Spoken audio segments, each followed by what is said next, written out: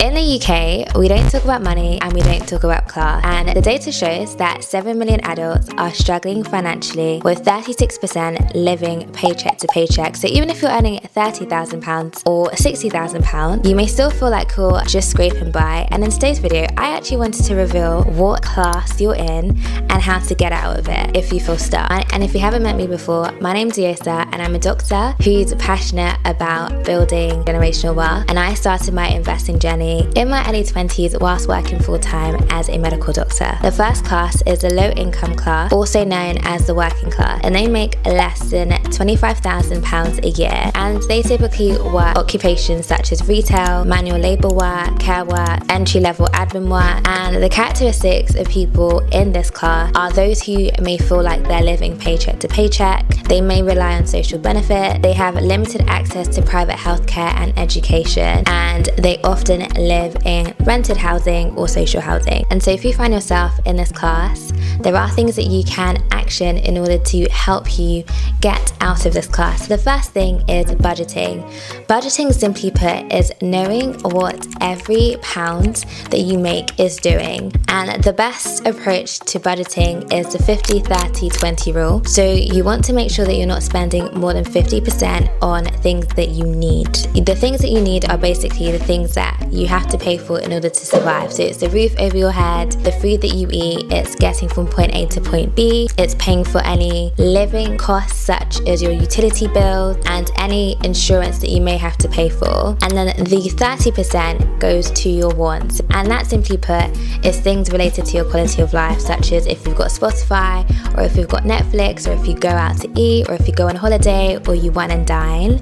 And then the 20% is putting money away for investing or putting money away as an emergency fund. I want to focus on taking online courses that are either free or subsidized, and there are so many amazing resources like Open University. Different local boroughs may offer programs that individuals in that borough can take advantage of in order to upskill. And then you have things like Skillshare and Udemy, I think is how you pronounce it, where you can teach yourself new skill set that you can use to apply for higher paying roles.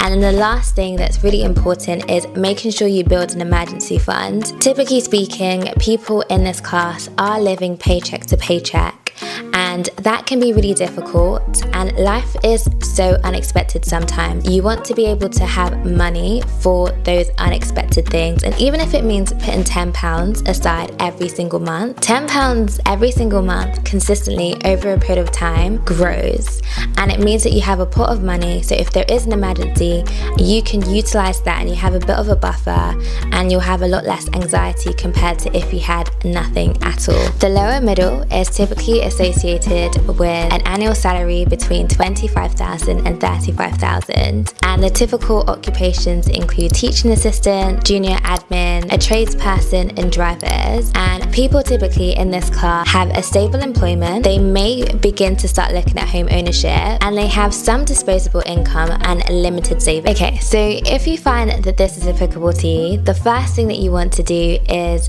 still implement strict budgeting. And I touched on this in a previous class, and that the 50-30-20 rule. The second thing that you want to do is start thinking about upskilling yourself, but upskilling yourself intentionally. So if you want to stay in the industry that you're in, looking at the career progression pathway for that industry, and then trying to get the skill sets in order for you to get a higher paying job within your industry. Or if you have relatable skills to another industry that is higher paying, such as a more corporate job or a finance or tech role, then you could use that to pivot into that sector. The third thing that you want to do is you want to shift your thinking from how much something costs to the value that you can get from that item. So you may see a pair of trousers and you can get them online for £10, but actually the quality of that trouser is quite poor, and after 2 or 3 wears or placing it into the washing machine, it's got holes in it or the colour has faded and you now have to replace it 2 months later. Whereas if you had thought about the quality of the item at the start, you might have potentially bought a pair of trousers that were worth £20 but were made with a better material that can last you a lot longer. So in other words, you want to shift from a price tag mindset to how much wear can I get from this item. And this is when people start to invest in higher quality items that cost them more upfront but less in the long term, as opposed to items that cost them less at the start but more in the long term. And then the last thing that you want to be doing is you want to be intentional with your disposable income. So disposable income is basically money left over after you've paid for all of your needs and you've also paid for a couple of your wants. So with this money, you then have a little bit left over to do whatever you want with. So some people may choose to save it, other people may choose to invest it, but at this stage it's really crucial that you automate your finances. So if you decide that you want to invest a fixed amount every single month into the stock market, you can automate this by setting direct debit and getting the investment platform to automate the purchase for you every single month, so you don't need to think about it, and so you're automatically putting money aside. The third class is the middle class, and these individuals typically earn between $35,000 to $60,000, and their occupations are typically teachers, nurses, mid-level managers, engineers, and civil servants. And they will typically have their own home or be renting somewhere comfortably. They'll have some saving and some form of university education. If you're in this class, the first thing that I would advise you to do is to try and maximize your pension. When you are working, you will contribute a certain amount to your pension, and then your employer will contribute a certain amount to your pension. Their contribution is basically like free money. If both parties are consistently putting money towards the pension over a long period of time, and even if it grows at an average interest rate, it will be worth a substantial amount of money by the time you get to a pensionable age. The second thing you want to do is try and have some career leverage. So if you've been in your profession and in your field for quite a while, you can try and negotiate your salary or do additional qualifications that will help you move up the rank within your sector. But the main thing that will be a game changer here is investing. You at this stage will probably have a lot of disposable income and a lot of savings, and based on this, you should aim to start investing in index funds. And the best way for me to describe index funds is using pizza. Let's say we have two large pizzas. One pizza is not sliced and the other pizza has 12 slices. With an index fund, when you purchase an index fund, you're given a large pizza, but that pizza is broken up into different companies. By investing in one index fund, you are in essence buying ownership of loads of different companies. And if we use something like the S&P 500, for years, the average return of the S&P 500 has been between 8 to 12%. The upper middle class typically make between £60,000 to £100,000 a year, and these individuals typically have occupations as senior professional, consultants, GPs, solicitors, and senior public sector roles. They typically will have the means of sending their children to private school. They may have invested in property, either the house that they live in, or they may have rental properties, and they may be able to afford things like private healthcare insurance and private education for their children. And so the main issue for people at this stage is tax efficiency. At this stage, because you are deemed as a high earner, a lot of benefits are taken away from you. So you may not be eligible for childcare benefits. You will experience high taxpayer rate. And so at this stage, there are two things that are of importance. One is thinking about alternative income streams, and two is thinking about tax efficiency. At this stage, you should be thinking about how you can maximize your taxes as much as possible. Are you contributing to any ISAs to the maximum that you can? Are you contributing to your pension schemes to the maximum that you can? And of course, making sure that you get advice from a finance expert on other things you can do to make your taxes a lot more efficient. There are some organizations that will allow people to take advantage of a salary sacrifice. So they may be able to lease their car, and as a result of leasing their car through the salary sacrifice, they end up paying a bit less taxes. And then you also want to be thinking about alternative streams of income if you are interested in going from upper middle to upper class. And typically speaking, in order to do this, you want to have an additional income stream. And these additional income streams could be a rental property, a side business, or even consulting based on the niche experience you have.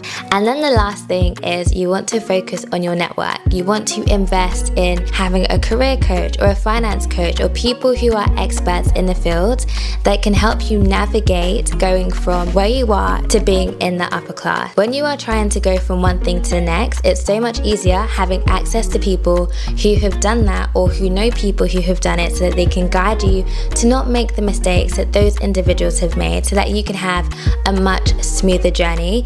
And there are loads of different places where you can find a good coach. You can find them on websites such as LinkedIn. You can go to loads of networking events and have conversations with people and find out if you can get recommendations from those who already have a coach. But having someone who is ahead of you or has experience with what you want to experience will be extremely beneficial. And then you have the upper class, and that's people who are making more than £100,000 a year. If you're watching this video, that's probably what you aspire to reach one day. People who are typically at this level are your CEO, your partners are at firms, surgeons, bankers, executives. These people typically have a lot of financial security. They have a range of investments, often private educate their children. They have a number of assets and have diversified their income streams. And if you find that you are at this level, which is amazing, then the key thing that you want to be focusing on is tax planning if you have not done so already. The second thing that you want to be thinking about is estate planning, wills, trusts, and just the general setup of your wealth, so it's easier for you to pass on to the next generation. At this stage, if you haven't done so already, you need an advisor. You need someone who has experience in helping you manage the wealth that you have accumulated so far. And the general tip that I've seen is making sure that you have a financial advisor that charges you a flat fee for their services as opposed to a percentage of your entire portfolio. In having a financial advisor, you'll be able to plan for things like your trust, your wills, and you'll be able to also think more broadly, if you haven't done so already, about how to be more efficient with your taxes. The second thing you want to be thinking about is wealth transfer. The statistics show that wealth can be lost within 3 generations. You want to be able to teach your children and make sure that they teach their children how money works, how investing works, how to keep the money that they have inherited and how to grow it. Because it would be really unfortunate to pass on all of the money that you've accumulated after working so hard, and then due to not being taught how to manage wealth and how to manage money properly, the money is wasted and disappears and is blown. The last thing you want to think about is philanthropy opportunities. As someone who has a substantial amount of wealth, you would have probably realized that with wealth comes a level of influence and comes a level of decision making. And so you could actually use the wealth that you've accumulated to drive positive impact. You could start a fund that invests in individuals from diverse backgrounds who may have business ideas. You could start a charity which supports a cause that you're really passionate about and can help drive change in that area. And the last thing you want to do is make sure that you have diversified your portfolio. So you want to ensure that you've not just invested in one area, but you've invested globally. So if anything happened, for example, to the UK, but you've invested elsewhere, it means that your portfolio is less at risk because you have diversified globally. And you have to remember, these salaries are not a reflection of you, they're just salaries. Your income potential is unlimited. You just need to be able to implement the right things to be able to earn more money. I will put a lot of resources when it comes to investing, budgeting, and all things personal finance in the description box for your use. Let me know in the comments if you're surprised by your earning and its related class. Otherwise, I will see you in my next video. Take care. Bye.